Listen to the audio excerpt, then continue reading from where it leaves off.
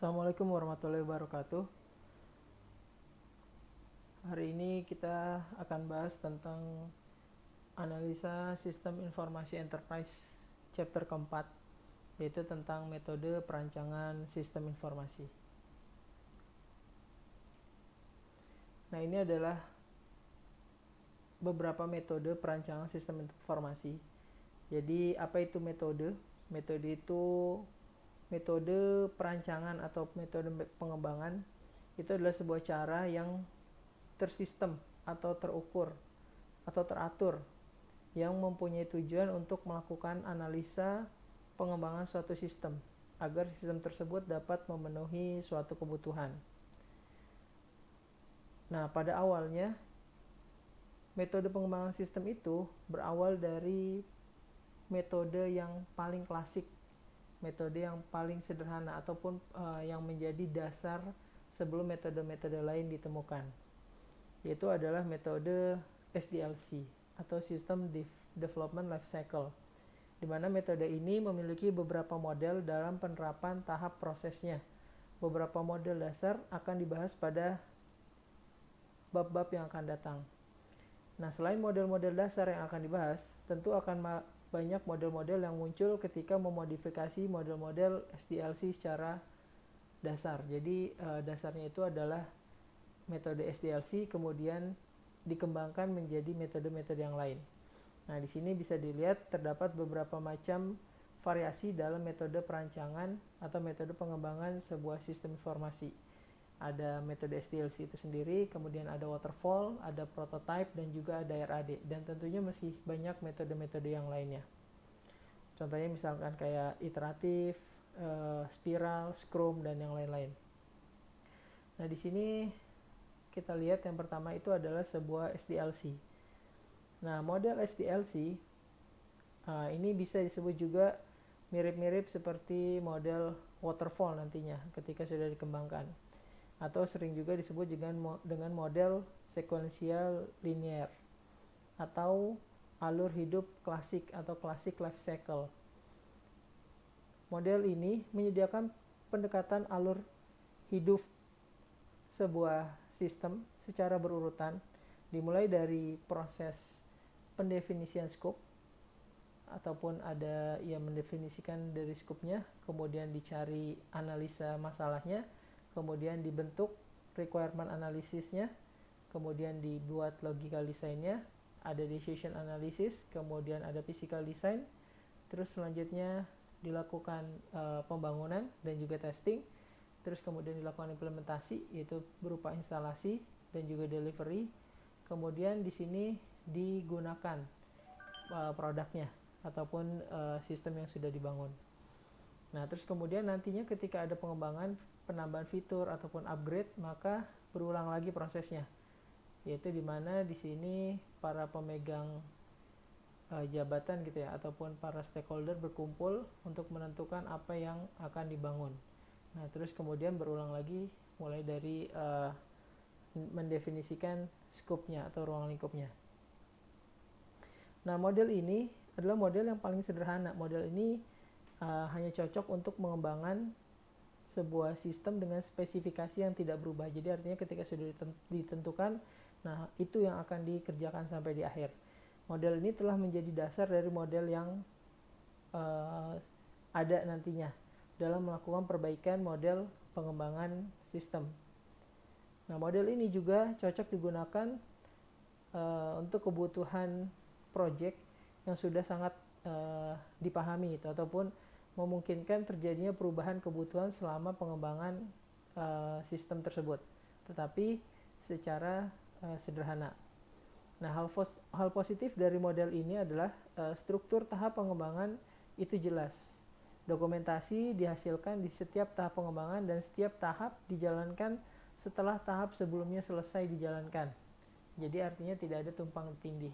Jadi satu proses itu selesai, maka akan dilakukan sebuah dokumentasi ataupun sebuah penyimpanan. Nah, terus selanjutnya adalah waterfall. Nah, waterfall ini adalah pengembangan dari metode SDLC. Nah, di mana di sini ada beberapa fase yang dilakukan juga secara berurutan dan dia akan mengerjakan fase selanjutnya setelah fase sebelumnya selesai. Contohnya misalkan di sini yang paling atas itu adalah sebuah analisis kebutuhan sistem, di mana proses pengumpulan requirement atau spesifikasi dari sebuah sistem dilakukan secara intensif untuk menspesifikasikan kebutuhan sistem tersebut agar dapat dipahami sistem tersebut bentuknya seperti apa, speknya seperti apa yang dibutuhkan oleh user. Kemudian di tahap selanjutnya adalah sebuah fase desain. Nah, desain di sini yaitu dilakukan sebuah desain sistem dengan melakukan proses beberapa langkah yang fokus pada pembuatan desain sistem tersebut, mulai dari struktur data, arsitektur software, desain tampilan, desain bisnis proses. Nah, terus kemudian selanjutnya adalah di develop atau dibangun atau dilakukan pengkodingan. Nah, mulai dari fase sebelumnya atau dari tahap desain. Nah, setelah dibangun desain tersebut kemudian ditranslasikan atau diterjemahkan ke dalam bentuk program sistem atau dibangun sistemnya melalui coding atau pengkodaan. Nah, hasil dari tahap ini adalah sebuah program komputer yang sesuai dengan desain yang telah dibuat dan disesuaikan pada tahap desain. Kemudian fase selanjutnya adalah fase pengujian atau testing, di mana di sini pengujian fokus pada sistem secara segi logik dan juga fungsional dan memastikan bahwa semua sistem sudah diuji atau semua fitur sudah dicoba. Nah, terus kemudian nanti ada fase supporting atau fase pemeliharaan, di mana setiap tahap pendukung dan juga pemeliharaan dapat melalui proses pengembangan mulai dari analisis, spesifikasi, desain untuk perubahan sistem yang sudah ada, tapi tidak untuk membuat sistem yang baru ya. Jadi model supporting dan juga maintenance itu sebenarnya bisa berjalan secara paralel. Nah, cuma dari kenyataan yang terjadi sangat jarang model waterfall ini dapat dilakukan sesuai dengan alurnya. Karena sebabnya ada beberapa hal, yaitu misalkan pasti adanya perubahan spesifikasi sistem itu terjadi di tengah dan juga di akhir alur pengembangan gitu. Jadi di setiap pengembangan sistem pasti ada request di tengah-tengah atau bahkan hampir di akhir. Nah, itu bagaimana cara penanganannya jika menggunakan metode ini. Nah, itu akan menjadi sangat sulit bagi customer untuk mendefinisikan semua spesifikasinya di awal dari analisa requirement. Kadang user seringkali butuh contoh dahulu gitu ya, prototype untuk menjabarkan spesifikasi kebutuhan nantinya itu seperti apa. Sedangkan di sini nggak ada penggunaan prototype. Nah, customer atau user juga tidak mungkin bisa bersabar gitu untuk menunggu atau mengakomodasi perubahan yang diperlukan di akhir alur pengembangan. Jadi artinya dia pengen dilibatkan dalam setiap fase gitu atau dalam setiap langkah-langkahnya. Nah, cuma di waterfall ini ada beberapa kelebihan, di mana kelebihannya itu metode ini memungkinkan untuk departementalisasi dan juga pengawasan. Jadi bisa diawaskan berdasarkan unit-unitnya. Terus kemudian proses pengembangannya modelnya fase one by one. Jadi ya satu fase selesai, kemudian fase selanjutnya dan seterusnya. Kemudian dengan fase ini atau dengan metode ini juga bisa meminimalisir kesalahan yang mungkin akan terjadi, serta pengembangan bergerak dari konsep, yaitu melalui desain, implementasi, pengujian, instalasi, kemudian penerapan, penyelesaian masalah, dan juga berakhir di operasi dan maintenance atau pemeliharaan, atau di fase yang paling akhir itu sebuah evaluasi ya gitu, evaluasi dari kegiatan yang sudah dilakukan.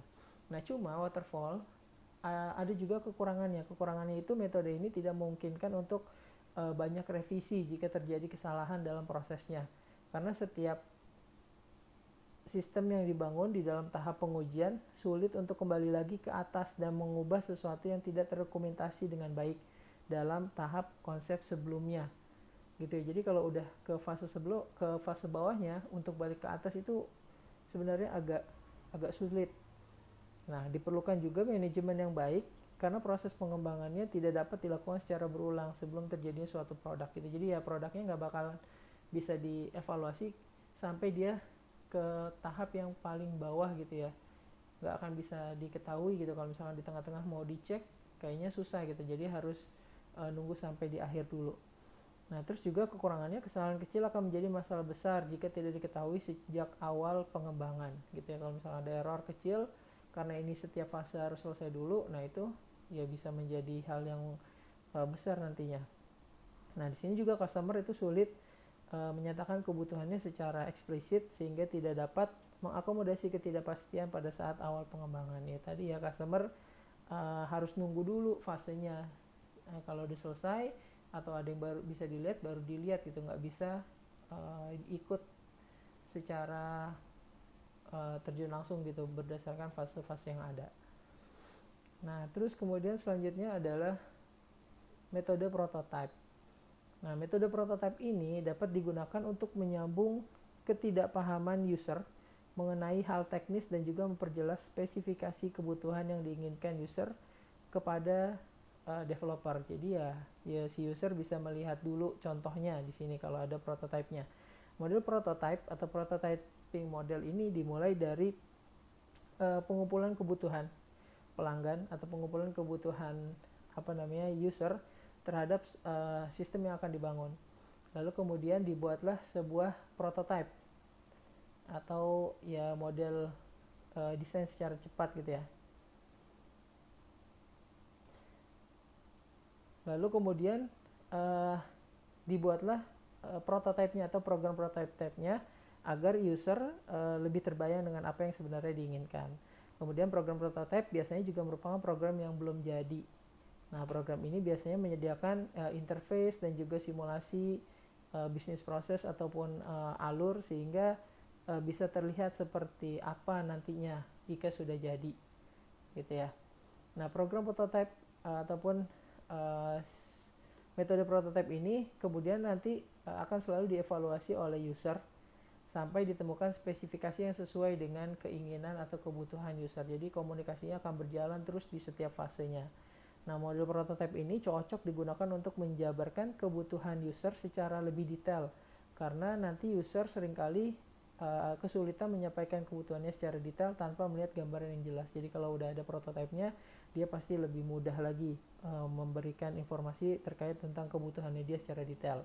Nah, untuk mengantisipasi agar proyek dapat berjalan sesuai dengan target waktu dan juga biaya yang sudah ditentukan di awal, maka sebaiknya spesifikasi kebutuhan sistem harus sudah disepakati oleh developer dengan user secara tertulis gitu ya, udah ada MOU-nya gitu. Jadi biar jelas. Model prototype kurang cocok untuk aplikasi dengan skala besar karena membuat prototype untuk aplikasi skala besar akan sangat memakan waktu dan juga tenaga serta biaya. Model prototype cocok digunakan untuk menggali spesifikasi kebutuhan user secara lebih detail tetapi berisiko tinggi terhadap membengkaknya biaya dan waktu project. Berdasarkan karakteristiknya, prototype sebuah software atau sebuah sistem dapat berupa low fidelity dan juga high fidelity. Fidelity itu dia mengacu kepada tingkat kerincian sebuah software atau sebuah sistem. Nah, low fidelity prototype itu tidak terlalu rinci menggambarkan sistemnya. Nah, karakteristik dari low fidelity prototype adalah menggunakan fungsi atau interaksi secara terbatas, lebih menggambarkan konsep perancangan dan juga layout dibandingkan dengan model interaksi, tidak memperlihatkan secara rinci operasional sistem, mendemonstrasikan secara umum feel and look dari UI atau user interface, dan hanya menggambarkan konsep pendekatan secara umum. Nah, kemudian tadi ada high fidelity prototype, itu dia lebih rinci menggambarkan sistem nantinya. Prototype ini mempunyai interaksi penuh dengan user, di mana user dapat masukkan data dan juga berinteraksi dengan sistem yang akan dibangun. Mewakili fungsi-fungsi secara detail atau secara intinya, sehingga dapat mensimulasikan sebagian besar fungsi dari sistem yang akan dibangun dan mempunyai penampilan yang sangat mirip dengan produk sebenarnya. Jadi ya kalau udah ada menggunakan prototype, ya user lebih dimanjakan gitu ya, lebih uh, dibantu karena dia udah ada gambaran dulu nanti di awalnya.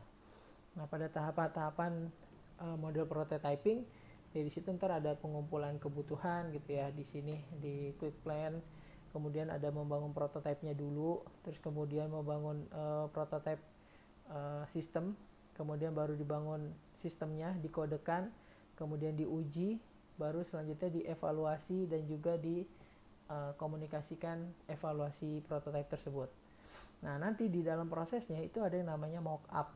Mock-up itu adalah suatu gambar atau desain yang digunakan sebagai ya model desain untuk gambaran atau untuk visualisasi, untuk mendemonstrasikan evaluasi desain ataupun ya untuk ya perkiraan lah nanti seperti apa bentuknya. Nah, sebuah mock-up disebut sebagai prototype software atau sistem jika menyediakan atau mampu mendemonstrasikan sebagian besar fungsi sistem software dan memungkinkan pengujian desain sistem software tersebut. Nah, kemudian akan terjadi juga iterasi pada pembuatan prototipe sampai sesuai dengan keinginan customer gitu ya. Jadi ya selama belum selesai pasti customer pengen diperbaiki.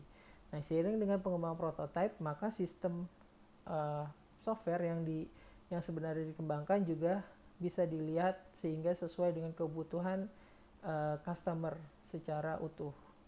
Nah, maka dari situ keuntungan atau kelebihan prototipe yaitu dia miliki user ya, atau user dilibatkan dalam analisa dan desain, kemudian adanya komunikasi yang baik antar user dan juga developer, kemudian punya kemampuan menangkap requirement secara konkret, digunakan untuk memperluas dari model SDLC sebelumnya. Kemudian ya di sini user pasti berperan aktif dalam pengembangan sistem yang akan dibangun. Nah, cuma kekurangan prototype, dia punya proses analisis dan perancangan yang terlalu singkat, mengesampingkan alternatif pemecahan masalah, biasanya kurang fleksibel dalam menghadapi perubahan. Nah, prototype juga biasanya prototipe yang dihasilkan itu tidak selamanya mudah dirubah dan juga cepat selesai, butuh waktu juga kan bikin prototipe itu. Jadi user tidak melihat bahwa sistem atau software belum mencerminkan kualitas software yang akan dibangun secara keseluruhan dan belum memikirkan bagaimana nanti maintenance dalam jangka waktu yang panjang gitu ya, pasti masih akan terkait dengan developer. Kemudian kekurangannya dia menggunakan bahasa pemrograman dan algoritma yang sederhana gitu, karena dia harus membuat prototipenya terlebih dahulu. Kemudian hubungan antara user dengan komputer ataupun medianya mungkin tidak menggambarkan teknis gitu secara perancangan yang baik gitu ya, karena dia nantinya akan melihat dan nyobain secara langsung. Itu tadi penjelasan tentang prototype. Kemudian ini yang terakhir yaitu tentang RAD. RAD itu Rapid Application Development. RAD itu adalah model proses pengembangan software yang bersifat incremental, terutama untuk waktu pengerjaan yang pendek.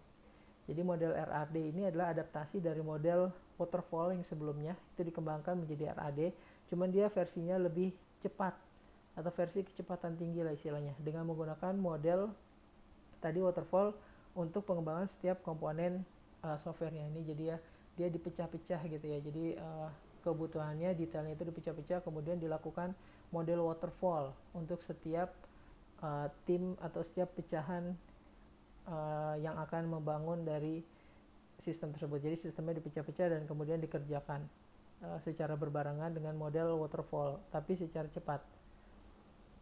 Nah, di sini model RAD itu akan membagi tim menjadi beberapa tim untuk mengerjakan beberapa komponen masing-masing tim. Itu dapat dilakukan secara paralel gitu ya, dia dipecahkan terus kemudian dikerjakan secara berbarengan. Permodelan dilakukan untuk memodelkan fungsi bisnis untuk mengetahui informasi apa saja yang terkait bisnis, informasi apa yang harus dibuat, siapa yang harus membuat informasi itu, bagaimana alur informasi itu, proses apa yang terkait informasi tersebut. Nah, itu yang ada di dalam RAD. Nah, di sini ya. Jadi RAD itu dia secara iterasi berurutan, tapi dia ada proses yang dilakukan secara cepat gitu, secara berulang. Nah di sini tahapannya tadi ada model RAD itu dia business modeling atau menentukan analisanya dulu. Nah terus kemudian di testing dan juga di turnover di sini ya, di demonstrate, kemudian di refine, di build prototype. Jadi dia menggunakan prototype juga di sini ya. Kemudian dilakukan testing, terus juga implementation secara cepat gitu ya. Jadi ya dipecah kemudian dilakukan proses secara cepat. Nah, di sini RAD punya kelebihan. Kelebihannya itu dia akan mengikuti tahapan pengembangan sistem seperti umumnya, tapi mempunyai kemampuan untuk menggunakan kembali komponen yang udah ada atau reusable object. Nah, setiap fungsi dapat dimodulkan dalam waktu tertentu dan dapat dibicarakan oleh tim yang lain dan kemudian diintegrasikan sehingga waktunya lebih efisien. Jadi ya karena dia dipecah kemudian dikerjakan, jadi artinya kalau ada mirip-mirip fitur itu bisa langsung dipakai gitu, bisa langsung digunakan lagi, jadi tidak perlu dibuat dari awal. Jadi ya bisa mengefisiensikan waktu karena setiap fungsi yang dimodulkan dalam waktu tertentu itu dapat dibicarakan oleh tim RAD yang terpisah kemudian disatukan atau diintegrasikan. Nah, cuma kekurangan RAD dia tidak cocok untuk proyek yang skala besar. Proyek bisa gagal karena waktu yang disepakati tidak dipenuhi.